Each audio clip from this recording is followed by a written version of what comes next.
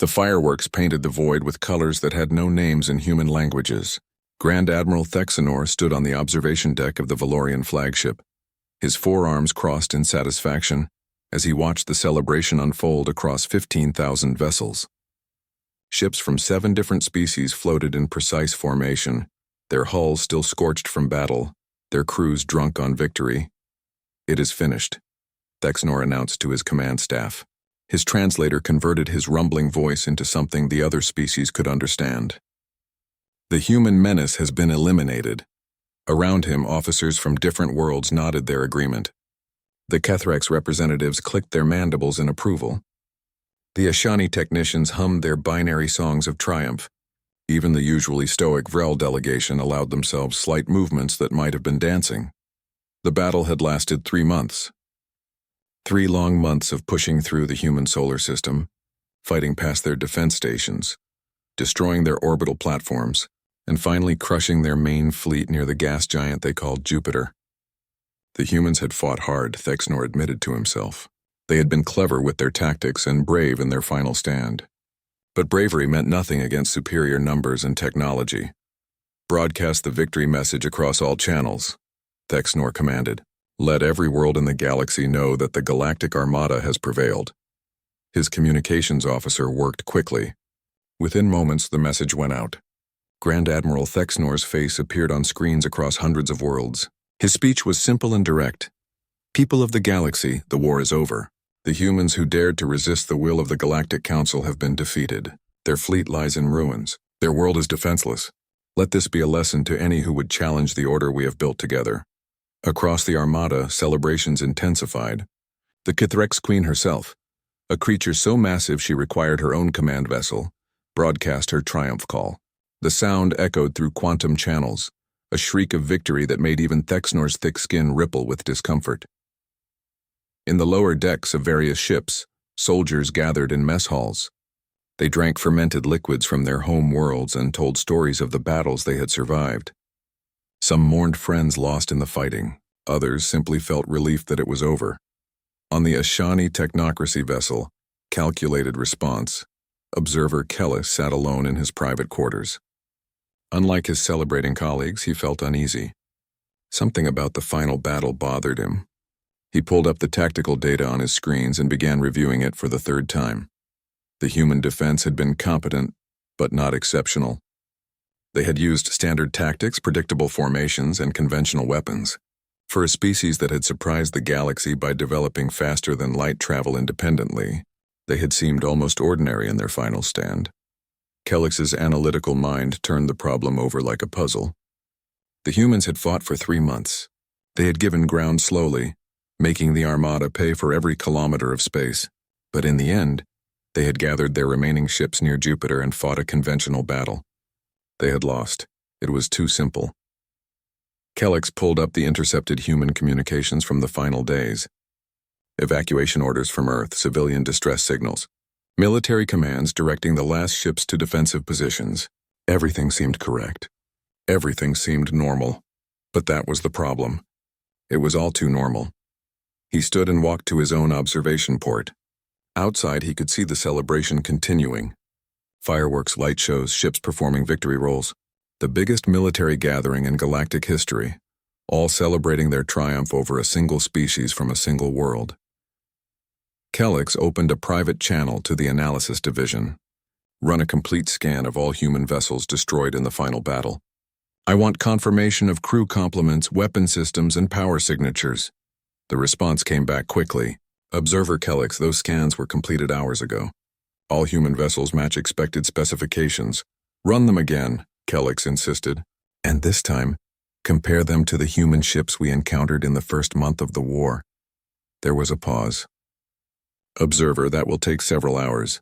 Then begin immediately." Kellix closed the channel and returned to his screens. He pulled up the earliest engagements with human forces. Small skirmishes at the edge of their solar system. Those first human ships had been different, more advanced. Their weapons had been more powerful, their shields stronger, their tactics more aggressive. The humans in the final battle had seemed weaker, as if they had forgotten how to fight, or as if they were different ships entirely. Somewhere in the void between Jupiter and Saturn, A small escape pod drifted silently. Its power was turned down to minimum levels, its hull painted to absorb sensor beams. Inside, Captain Maria Chen floated in zero gravity, listening to the celebration broadcast with growing anger. She had survived when her frigate, the Constellation, had been torn apart by Keithrek's plasma fire.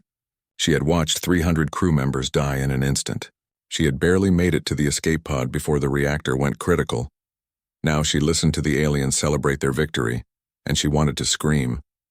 But she did not scream. She remained silent and still. She followed her orders. She waited. On her small display screen, a countdown timer showed 71 hours and 14 minutes. Below it, a simple message. Maintain communication silence. Extraction in progress. Maria closed her eyes and remembered the briefing she had received 6 months ago. The briefing that explained what her ship was really doing. What they were all really doing.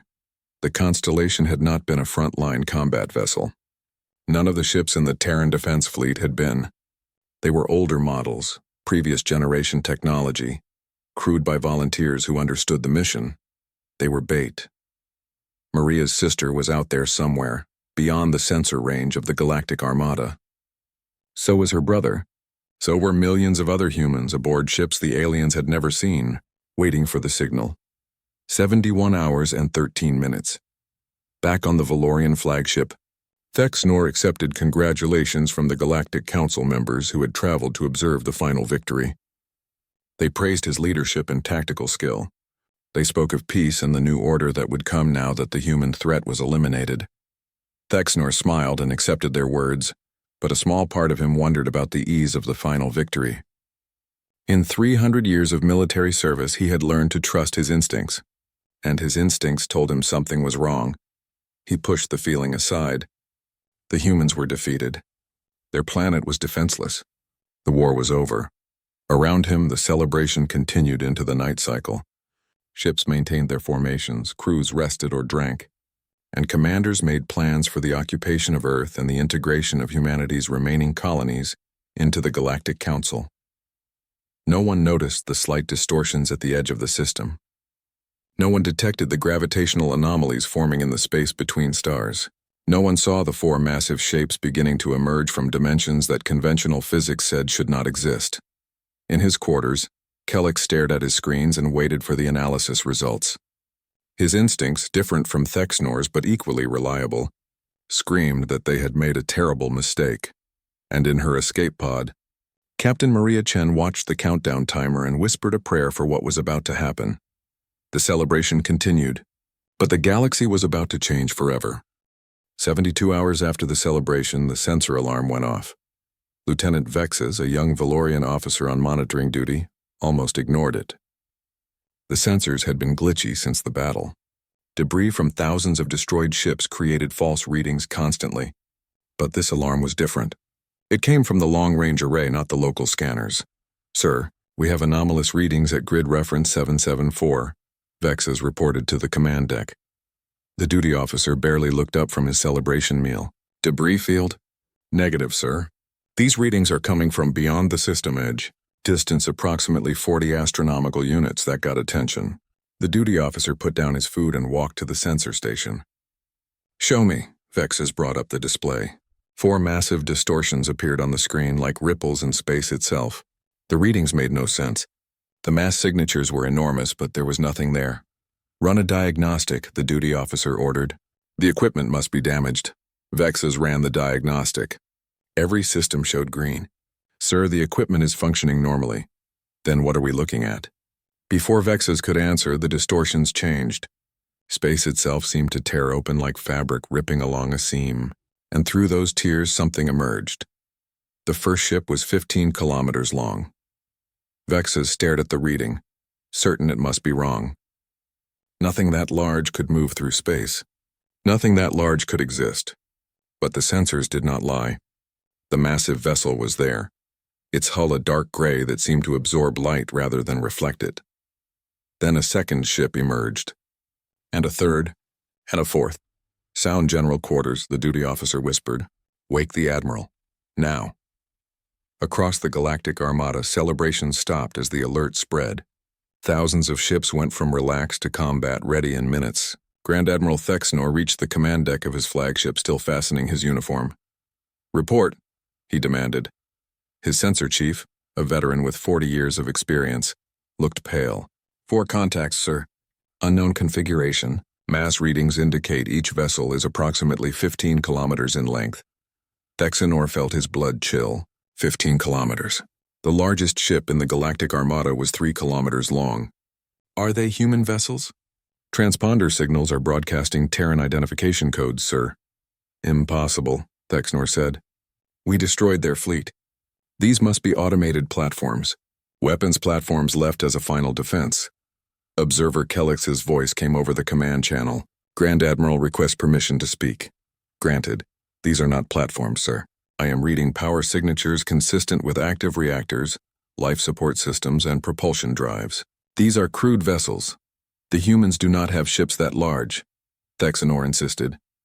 "They did not have ships that large 72 hours ago," Kellix corrected. "But clearly they do now." On the main view screen, the 4 massive vessels hung in space like birds of prey. They made no aggressive moves. They simply existed, their presence a threat by itself. Then the communication came. It was audio only, transmitted on all frequencies. The voice was human, male, and calm. It spoke in perfectly clear Galactic Common, the trade language most species used. "Galactic Armada. This is Admiral James Hawthorne of the Terran United Worlds Navy. You are ordered to stand down your vessels and prepare for negotiations. You have celebrated too soon." Silence filled every command deck across the Armada. Thexnor found his voice first. "Identify your vessels. Two's indomitable, two's defiant, two's resolute, and two's unforgiven. We are the first Dreadnought squadron of the Terran fleet, and we are not the last." Thexnor made a decision. "This is Grand Admiral Thexnor of the Valorian Armada. Your world is defeated. Your fleet is destroyed. We have 15,000 combat vessels. You have 4. Surrender now and your people will be treated fairly." The response was immediate. "Grand Admiral, you destroyed our defense fleet. Congratulations. You defeated ships designed in the 2180s using technology we publicly shared with the galaxy 80 years ago. Would you like to see what we have been building in secret since then?" Something changed in the 4 dreadnoughts. Their hulls began to light up with energy signatures. Weapon ports opened along their massive lengths. Hundreds of launch bays appeared, each one large enough to house a normal-sized human frigate. Kellix's analytical voice cut through the tension. "Grand Admiral, I count over 4,000 individual weapon systems on each vessel. And those are just the ones they are showing us." Inside the escape pod, Captain Maria Chen felt the gentle pull of a tractor beam. She looked at her display and saw the TUW's Indomitable growing larger on her screen. The massive dreadnought was recovering escape pods scattered across the battlefield. The pod locked into a recovery bay. Gravity returned. The hatch opened, and Maria climbed out to see dozens of other survivors being processed by medical teams. And beyond them, through the observation ports, she could see the interior of the dreadnought. It was a city. Entire streets of crew quarters, parks with real trees. The ship was so large it had its own weather system in the central habitat ring. A tall man in an admiral's uniform approached her. His hair was gray, his face lined with age and stress, but his eyes were sharp and focused. "Captain Chen," Admiral Hawthorne said, "welcome aboard. Your sister is waiting for you in Medical Bay 3. Your acting captain did his job well." Maria saluted despite her exhaustion. "The Constellation followed orders, sir. We drew them in." "You did more than that," Hawthorne said quietly. "You made them think they won. That was the hardest part." He turned to look at the view screen showing the Galactic Armada in the distance. 15,000 ships all turning to face the 4 dreadnoughts. "Now comes the easy part," Hawthorne said. "We show them what happens when you wake up a sleeping giant." Back on the Valorian flagship, the Galactic Council members demanded action. They wanted the dreadnoughts destroyed. They wanted proof that humanity was still defeated. Thexnor studied the tactical displays and felt doubt creeping into his mind. The humans had hidden these ships somehow. They had let their people die in a fake defense fleet, while these monsters waited in the dark. What else had they hidden? "Grand Admiral!" The Cathrex Queen's voice boomed over the command channel. "Why do we hesitate? They are only 4 ships. We will crush them as we crushed the others." 4 ships that are each larger than our entire command squadron, Thexnor replied. Size means nothing. Numbers are what matter. We have numbers. Kellic spoke again, his voice urgent. Grand Admiral, I have completed my analysis of the human defense fleet. The ships we destroyed were not their frontline vessels. They were older models deliberately used to mislead us about human capabilities. You are saying we were tricked? Thexnor felt anger rising. I am saying we made assumptions based on incomplete information, Kellic said carefully. The humans allowed us to see what they wanted us to see. On the view screen, the 4 dreadnoughts maintained their position. They did not advance. They did not retreat. They simply waited. Hawthorne's voice came across the communication channel again. Grand Admiral Thexnor, you have 24 hours to begin withdrawing your forces from this system. If you do not, we will be forced to demonstrate our capabilities. I suggest you use this time wisely. Thexnor started to respond, but another alarm cut him off. The sensors had detected more distortions. 8 more massive shapes were emerging from the void at different positions around the system. 8 more contacts, the sensor chief reported. Same configuration as the first 4. We now have 12 of these dreadnoughts surrounding the Armada. The celebration that had filled the fleet 72 hours ago was gone completely. In its place was something the Galactic Armada had not felt in centuries. Fear, and aboard the TUWS Indomitable, Admiral James Hawthorne stood with his hands behind his back and watched the Armada's formation begin to shift uncertainly. He felt no joy in this moment, only grim determination. Communications, he said quietly. Send the message to all dreadnoughts. Weapons hot. Shields up, but do not fire unless fired upon. Yes, sir. Hawthorne looked at the tactical display showing 12 dreadnoughts against 15,000 alien ships. The numbers should have been impossible. But numbers only mattered if both sides were playing the same game. The humans were playing a different game entirely, and they had been playing it for 50 years. The Galactic Council's emergency session lasted 18 hours. Representatives argued, threatened, and demanded action. Some wanted immediate attack. Others urged caution. All of them wanted to know how the humans had hidden 12 massive warships from the galaxy's best intelligence services. Grand Admiral Thexnor attended the session remotely, his image projected into the council chamber. He listened to the politicians argue while his mind worked through tactical problems. 12 dreadnoughts, probably more hidden somewhere. An enemy that had planned this for decades. Finally, the council speaker called for order. Grand Admiral Thexnor, what is your professional assessment? Thexnor chose his words carefully. The human vessels are technologically advanced beyond our previous estimations. However, they are still outnumbered more than 1,000 to 1. If we coordinate our attack properly, we can overwhelm them through sheer firepower. But you have doubts, Observer Kellic said. He was physically present at the council chamber, his Ashani form standing among the other delegates.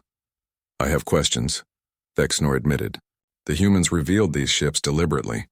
They could have remained hidden and launched a surprise attack. Instead, they showed themselves and demanded negotiations. Why? Because they are weak, the Cuthrex Queen declared. They are hoping to frighten us with size and spectacle. But we have faced larger threats before, have we? Kellic asked quietly. When was the last time any member species of this council faced an existential threat? The question hung in the air. The truth was uncomfortable. The Galactic Council had maintained peace for 3 centuries through overwhelming force. No single species had challenged them in living memory. The council speaker made the decision. We will demand the humans stand down. If they refuse, we will demonstrate our own capabilities. Grand Admiral, you are authorized to conduct a limited strike to prove our superiority. Thexnor saluted. It will be done.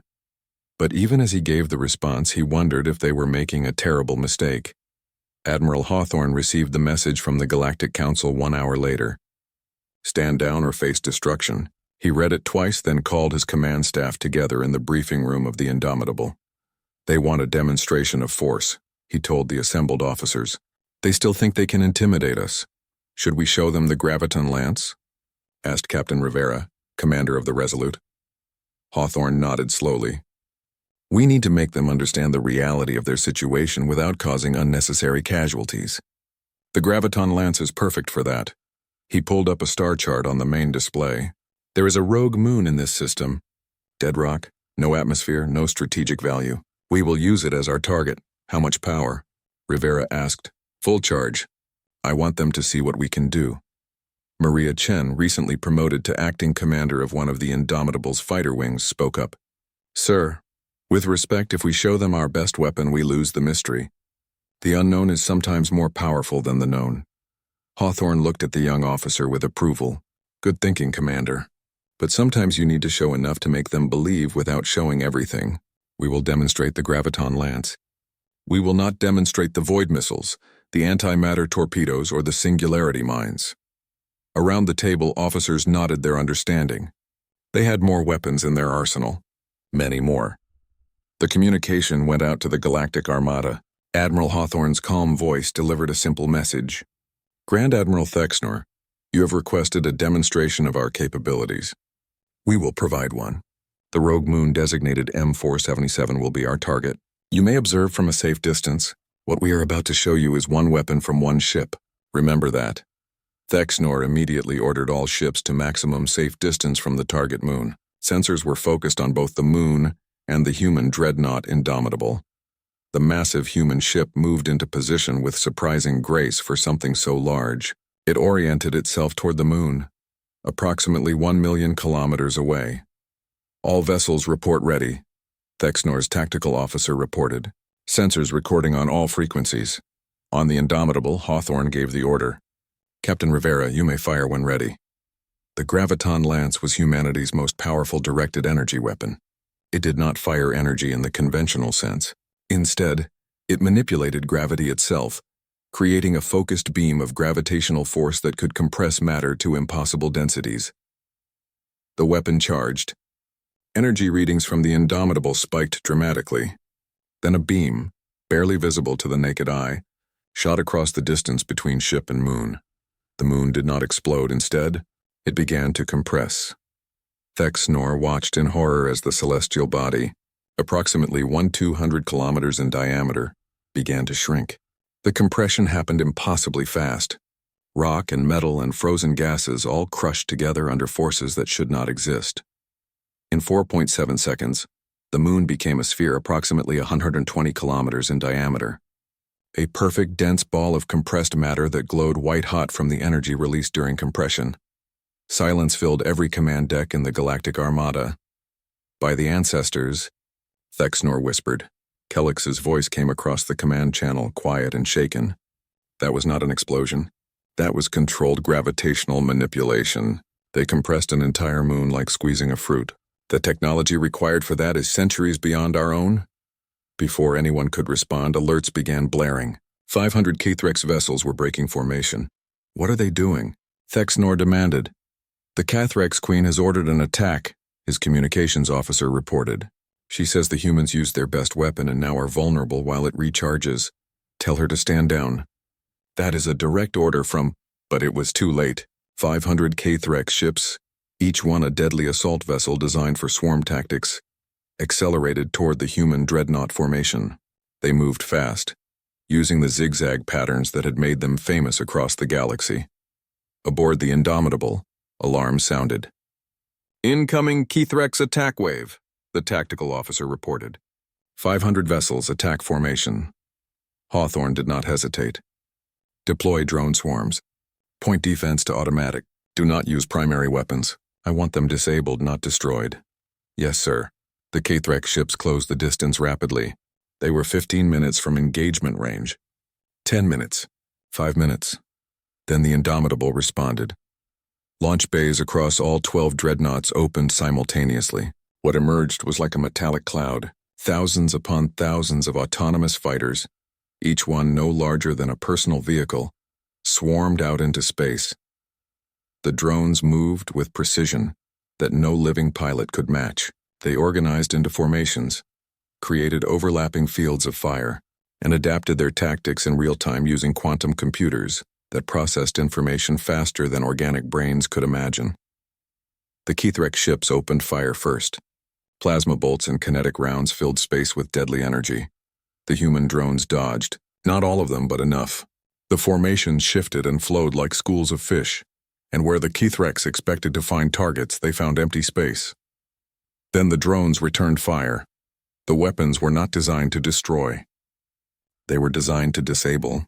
Precise energy beams targeted engines, weapons, and power systems.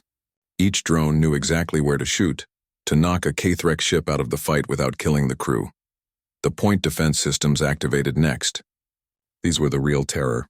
Railguns that fired projectiles at a significant fraction of light speed, thousands of them, all firing simultaneously, all controlled by targeting computers that never missed. The Kthrex attack wave lasted 17 minutes. When it was over, all 500 ships were disabled. Not destroyed, disabled. Their crews were alive but drifting in space, waiting for rescue. The human dreadnoughts had sustained 0 damage. 0 Thexnor stared at the tactical display in disbelief. 500 ships. The Kthrex Queen's personal assault fleet. Defeated in less time than it took to eat a meal. Hawthorne's voice came across the communication channel, and now there was an edge to it. Grand Admiral Thexnor, we have demonstrated both our weapons technology and our combat effectiveness. Your Kthrex allies attacked us without provocation. We defended ourselves with minimal force. Their crews are alive and unharmed. He paused, letting that sink in. We could have destroyed them. We chose not to. Please understand what that means. Thexnor understood. The humans were showing mercy, which meant they were confident enough in their superiority to afford mercy. Hawthorne continued. You asked how many ships we have. I will tell you. 12 dreadnoughts, 40 pocket dreadnoughts, each the size of your largest vessels, and enough support ships to maintain operations indefinitely. We built this fleet over 50 years, in shipyards hidden in the Oort cloud of our system, using resources you did not know we had access to. The Admiral's voice hardened. We did not build this fleet because we wanted war. We built it because 80 years ago, when we first made contact with your Galactic Council, we were treated as primitives and threats. We were given ultimatums and demands. We were told to submit or be destroyed. We chose a third option. We chose to prepare. On the observation deck of the Indomitable, Maria Chen stood with her sister Sarah, who served as a navigator on the Resolute. They watched the disabled Kthrex ships drifting in space. I killed 342 today, Sarah said. Observer Kellex worked in his quarters for 16 hours straight. The spy device he had planted during his diplomatic visit to the Indomitable was simple technology, easy to overlook. It was designed to intercept internal communications, nothing more. What it revealed surprised him completely. He had expected to find military communications, battle plans, weapons specifications, strategic weaknesses he could exploit. Instead, he found personal messages, crew logs, private conversations between humans who thought no one was listening, a message from a mother to her daughter. I have not seen Earth in 7 years. I wonder if I ever will again. But we are doing this for you so you can grow up free. A conversation between 2 engineers. The reactor is overheating again. We need parts we do not have. If we push it much longer, we risk complete failure. But orders are orders. A doctor's report. Crew member Hansen is having psychological breaks. He has killed over 2,000 enemy combatants through drone operations. He is 20 years old. This is the 4th case this month. Kellex read through hundreds of these intercepted messages. Slowly, a picture formed in his mind. The humans were not running on hatred or vengeance. They were running on fear and desperation. They were terrified. The dreadnoughts were powerful, yes, but they were also the result of 3 generations of humans living in secret colonies, working in hidden shipyards, sacrificing normal lives for a military buildup that consumed their entire civilization. Children who grew up never seeing their home planet, families separated for decades, an entire species mobilized for war they did not want, but felt they needed to survive. Kellex sat back in his chair and processed this information. The humans were not monsters. They were people pushed to an extreme situation who had responded with extreme measures, and now they were exhausted. The question was, what should he do with this information? He could share it with the Galactic Council. They could use it to find weaknesses, the psychological cracks in the human command structure, the mechanical failures in their ships, the growing unrest among crews who wanted to go home, or he could use it to broker peace. Kellex made his decision. Aboard the Indomitable, Admiral Hawthorne sat in his private quarters and reviewed casualty reports. The Kthrex engagement had resulted in minimal enemy deaths, but minimal was not 0. 43 Cathrex crew members had died when their ships lost power in the vacuum of space before rescue arrived. 43 beings who would never go home. 43 families who would mourn. He opened his personal log and began recording. It was a habit from his early military days, one he had never broken. Day 73 of active operations. We demonstrated the graviton lance today. The desired effect was achieved. The Galactic Armada is now aware of the technological gap between our forces. The Cathrex attack was repelled with acceptable losses on both sides. He paused, gathering his thoughts. I sometimes wonder if my children would be proud of what I have become. Jessica would be 47 now. Marcus would be 45. They died in the pre-war conflicts. The border skirmishes that showed us the Galactic Council had no intention of treating us as equals. I built this fleet to protect humanity. But what have I protected them from? War? We are in the middle of one. Destruction. We have destroyed so much already. Freedom? My crews live in metal boxes following orders, killing enemies they have never met. Perhaps there is no good answer. Perhaps there is only duty. He stopped recording and closed the file. No one would ever hear these words. They were for him alone. A message appeared on his command screen. Observer Kellex requesting a secure channel meeting. Hawthorne considered refusing. Then he accepted. Kellex's image appeared on the screen. The Ashani looked tired. His usually perfect posture slightly slumped. Admiral Hawthorne, I need to speak with you honestly, Kellex said. Go ahead. I planted a spy device on your ship during my visit. I will not apologize for this as we are at war. However, what I discovered has changed my perspective. Hawthorne's expression did not change. What did you discover? That your people do not want this fight. That your crews are breaking under the strain. That your ships, while powerful, are held together by determination and desperation rather than unlimited resources. And what will you do with this information? Hawthorne asked quietly. That depends on you, Admiral. Do you want this war to continue?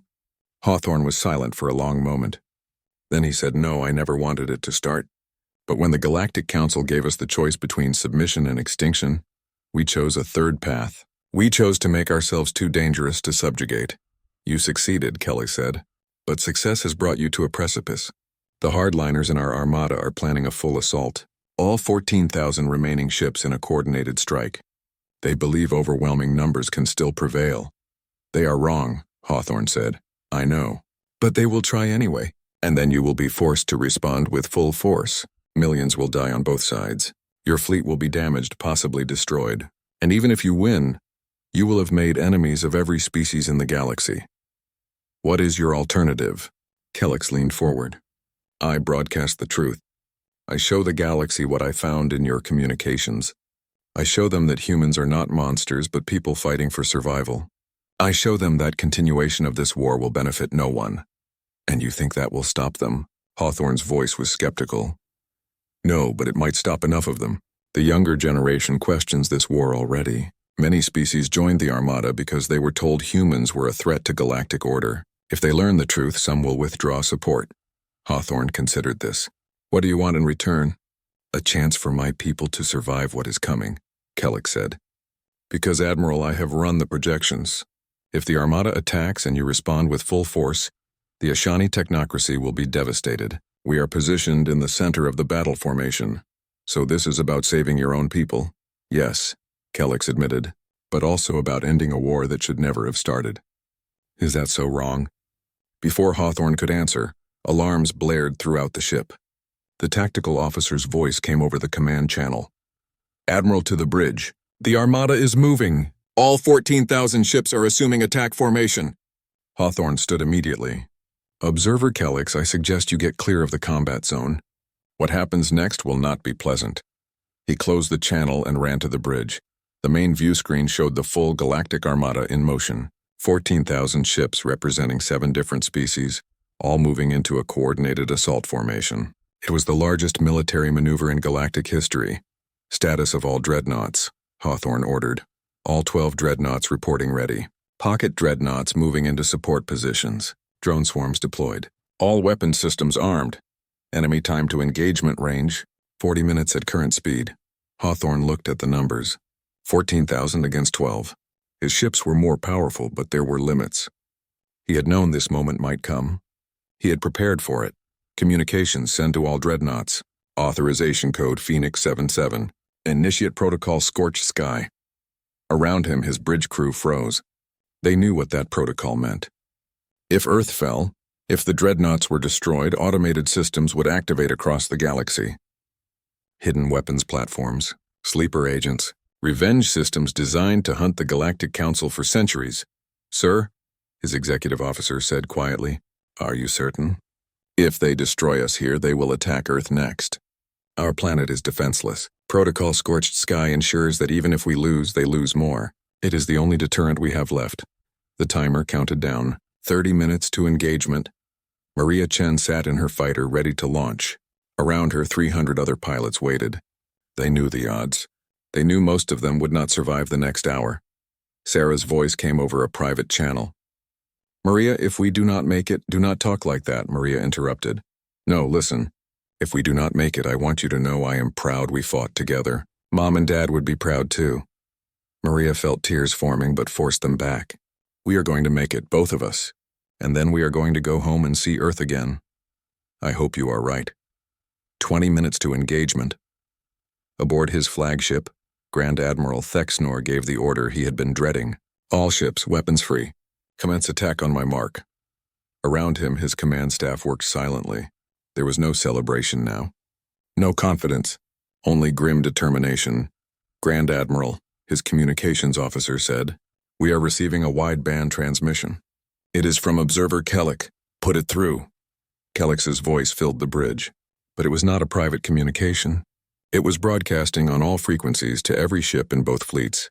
Attention all vessels. This is Observer Kellic of the Ashani Technocracy. I have information about the human forces that everyone must hear.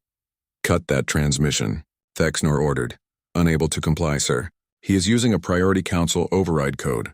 Kellic continued. I have intercepted human communications.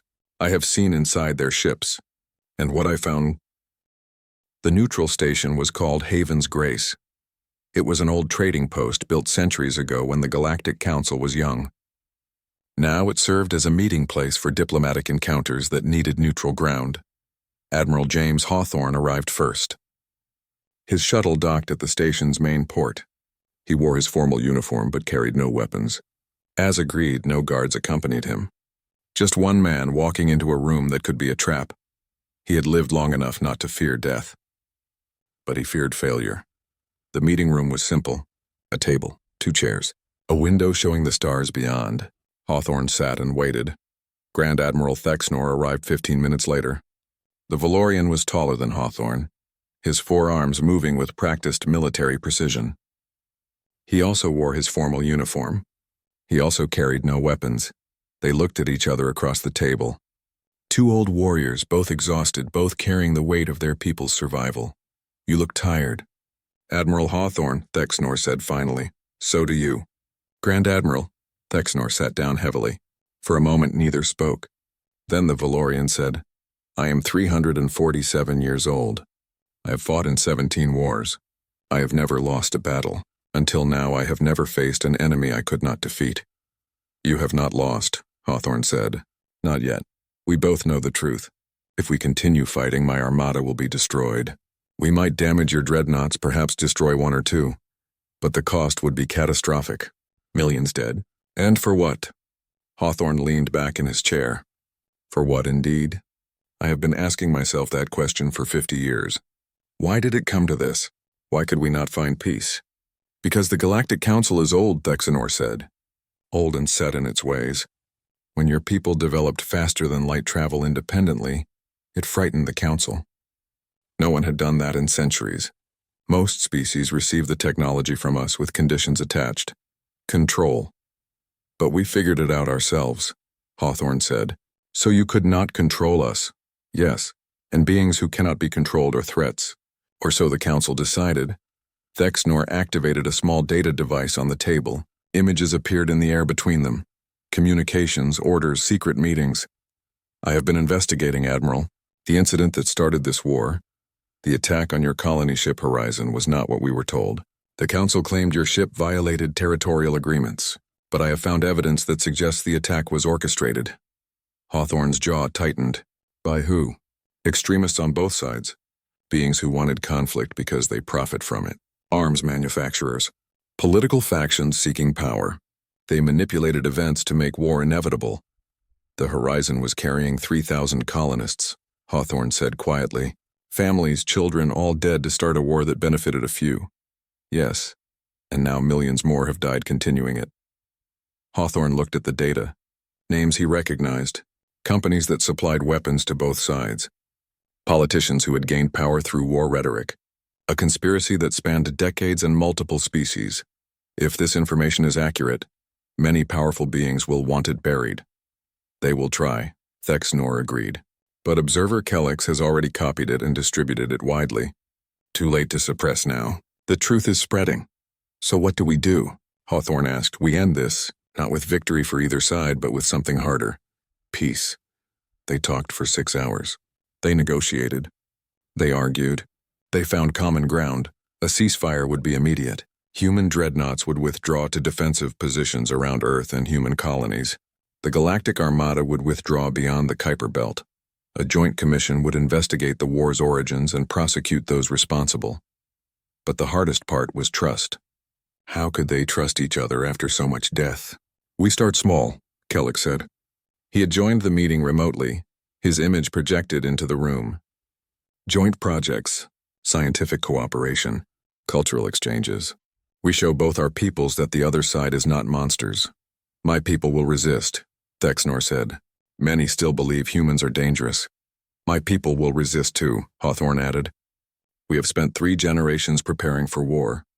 Peace will feel like surrender to some. Then we must lead, Kellex said simply. That is what leaders do. The formal ceasefire was signed 18 hours later.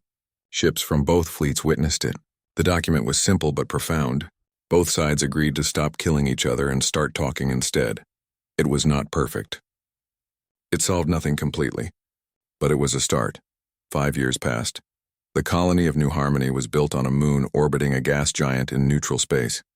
Half the inhabitants were human. Half were from various Galactic Council species. The children played together without knowing they were supposed to be enemies. Maria Chen stood on the observation deck of the colony's main habitat. Her son, 3 years old, played with a young Valorian child. They were arguing about who got to use the blue toy ship. Universal concerns that crossed all species boundaries. They don't remember the war, Sarah said, standing beside her sister. She had retired from military service and now taught engineering at the colony's technical school. That's a good thing, Maria replied. Is it? If they forget, they might make the same mistakes. We won't let them forget. But we won't let the hate define them either. Down on Earth, the dreadnoughts were being converted. The weapon systems were removed. The graviton lances were retooled to bore tunnels through asteroids for mining. The massive vessels that had been built for destruction now served construction. Not all of them. Some remained as defense platforms just in case, but most were repurposed. Aboard what had been the TWS Indomitable, now renamed the Humanity's Hope, engineers worked to install hydroponics bays where missile silos once sat. The ship would become a mobile colony, carrying humans and aliens together to explore regions of space beyond the galactic rim. Admiral James Hawthorne, now retired, visited the ship one last time. He walked the corridors he had commanded during the war. They seemed different now, quieter, more peaceful. Captain Chen found him in the observation deck. Admiral, we're honored by your visit. I am not an admiral anymore, Maria. Just an old man visiting memories. The ship looks different. Everything looks different now, Hawthorne said. Better, I think, but different. They stood together in silence, watching workers install equipment that would help grow food instead of launch weapons. Do you regret it? Maria asked. Building the dreadnoughts? Hawthorne considered the question carefully. I regret that they were necessary. But I do not regret protecting our people. Sometimes you must be strong to survive long enough to find peace. And did we find it? Peace? We found the beginning of it. The rest is up to the next generation.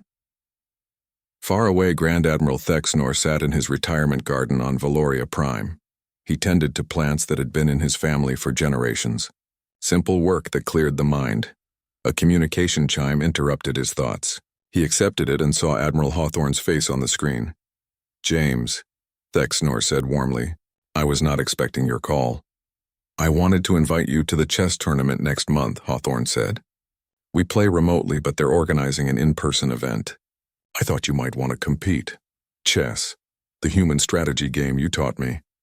And you beat me 3 games out of 5 last time. 4 out of 5, Thexnor corrected with amusement. But who is counting? They talked for an hour about nothing important. Gardens, games, grandchildren. The small things that make life worth living. When the call ended, Thexnor returned to his plants. He thought about war and peace, about the choices that define civilizations. They had come so close to destroying each other, so close to making the same mistakes that had plagued the galaxy for centuries, but they had chosen differently. It was not a perfect choice. Peace never was. But it was better than the alternative. The Joint Commission released its final report on the war's origins. The evidence was damning. 17 individuals from various species were arrested and charged with crimes against sentient beings. The trial would last years and change how the Galactic Council operated. Reforms were proposed. New rules for first contact with emerging species. Limitations on military buildups. Transparency in council operations. It would take decades to implement everything, but the process had begun. Captain Maria Chen, now commanding the exploration vessel Unity, prepared for her mission. The ship was crewed by humans and 12 different alien species. Their goal was to explore the uncharted regions beyond the galactic rim. She stood on the bridge and looked at her diverse crew. Engineers, scientists, pilots, all working together.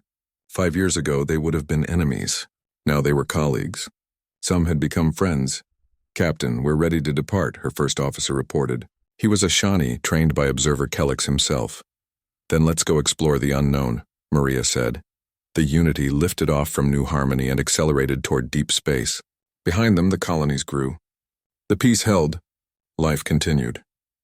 Far away at the edge of explored space, sensors detected something unusual. Massive energy signatures moving in patterns that matched no known species. Something was coming toward the galaxy from the void beyond. The signals were detected by both human and Galactic Council monitoring stations. The information was shared immediately without hesitation. Whatever was coming, they would face it together. Thank you for what